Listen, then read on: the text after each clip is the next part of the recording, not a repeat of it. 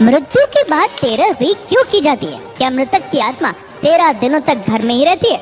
मृत्यु के बाद क्या होता है और आत्मा 24 घंटे के बाद घर क्यों लौट आती है? जानने के लिए वीडियो को अंत तक जरूर देखें। नंबर 1, मृत्यु से कुछ घंटे पहले पृथ्वी से मनुष्य के सारे संपर्क टूटने लगते हैं और पैर ठंडे हो जाते हैं। नंबर 2, मृत्यु से पहले व्यक्ति को अपना जीवन जन्म से लेकर मृत्यु तक का पूरा फ्लैशबैक की तरह गति में दिखाई देने लगता है। विज्ञान के अनुसार ये सपना 7 मिनट तक चलता है। उसके बाद मस्तिष्क काम करना बंद कर देता है और अंत में व्यक्ति सुनने की शक्ति खो देता है। फिर शरीर का नाड़ी चक्र बंद होने लगता है, जो कि शरीर और आत्मा का मिलन है, जो बंद होने से आत्मा शरीर से मुक्त हो जाती है। नंबर 3, लंबे समय तक शरीर में रहने के कारण आत्मा शरीर को छोड़ नहीं पाती है और कई बार शरीर में प्रवेश करने की कोशिश करती है, लेकिन असफल रहती है। जिस तरह हमारे लिए किसी की मृत्यु को स्वीकार करना मुश्किल होता है, उसी तरह आत्मा भी उसकी मृत्यु को अस्वीकार कर देती है। नंबर 4, शरीर छोड़ने के बाद आत्मा शरीर से 15 फीट ऊपर हवा में तैरती है। वह अपने रिश्तेदारों को रोते हुए देखती है। उसके बारे में कही गई बातें उसे दहाड़ की तरह सुनाई देती है।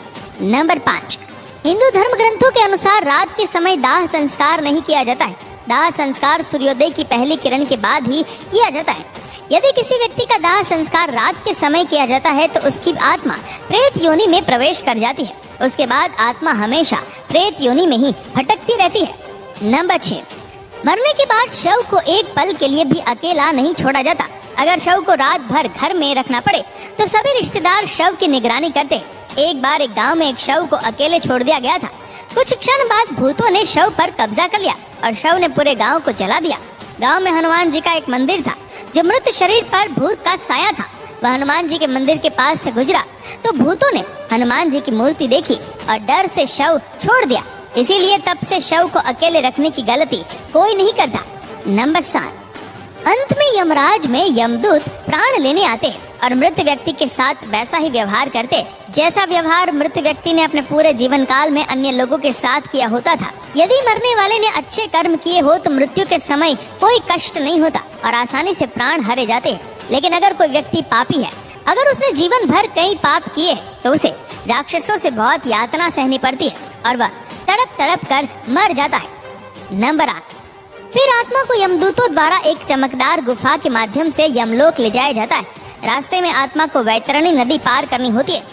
इस नदी में आग की लपटें होती है। अगर आत्मा ने अच्छे कर्म किए हैं तो वह आसानी से नदी पार कर सकती है, लेकिन पापी व्यक्ति को अत्यधिक पीड़ा और यातना का सामना करना पड़ता है और कष्ट उठाना पड़ता है। नंबर 9, फिर आत्मा को यमराज के सामने प्रस्तुत किया जाता है। फिर चित्रगुप्त यमराज के सामने व्यक्ति के पाप पुण्य का लेखा जोखा जांचते हैं और उसके कर्मों के आधार पर उसे स्वर्ग या नरक मिलता है। गरुड़ पुराण के अनुसार कुल 36 प्रकार के नरक होते हैं। इन नरकों में चित्रित यातनाएं बहुत भयानक होती है। नंबर 10, यदि कोई व्यक्ति आत्महत्या करके अपने प्राण त्याग देता है तो उसे अधिक कष्ट सहना पड़ता है, क्योंकि उसने जीवन के नियत समय से पहले ही प्राण त्याग दिए। ये शरीर हमारा नहीं है, ये किराए का घर है। इस शरीर को धारण करने से जीवन दुनिया में आता है। जब आत्मा शरीर छोड़ती है तो शरीर नष्ट हो जाता है। मानव शरीर 5 तत्वों से बना है और अंत में 5 तत्वों में विलीन हो जाता है और आत्मा अपने कर्म के अनुसार स्वर्ग या नरक की यात्रा पर निकल जाती है।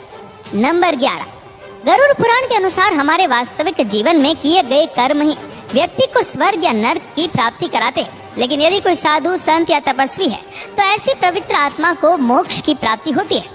नंबर 12, सबसे बड़ा सवाल ये है कि हमें ये सब बातें कैसे पता चलती है? भगवान गरुड़, जिनकी शक्ति अविश्वसनीय है, जो 700 इंद्रों को हराने की शक्ति रखते, वह भगवान गरुड़ अमृत का कलश लेकर स्वर्ग से उड़े, लेकिन उन्होंने अमृत नहीं पिया।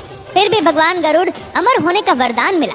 गरुड़ भगवान को नहीं पता मृत्यु के बाद क्या होता है, इसीलिए जिज्ञासावश उन्होंने भगवान श्री हरि नारायण से एक प्रश्न पूछा और इस ज्ञान को हम गरुड़ पुराण के नाम से जानते हैं। भगवत गीता में श्री कृष्ण ने कहा है, आत्मा न तो जन्मती है और न ही मरती है। आत्मा केवल वस्त्र की तरह एक शरीर से दूसरे शरीर में जाती है। केवल शरीर नष्ट होता है, आत्मा नहीं। शरीर नाशवान है, आत्मा अमर है। जीवन हमेशा मृत्यु का चक्र है, इसीलिए मरने से पहले मत मरो, मौत से पहले कभी मत मरो। अंतिम समय में राम नाम सत्य है, इसीलिए बोला गया, क्योंकि राम संपूर्ण जीवन का सार है। श्री राम सर्वश्रेष्ठ है, राम सत्य है।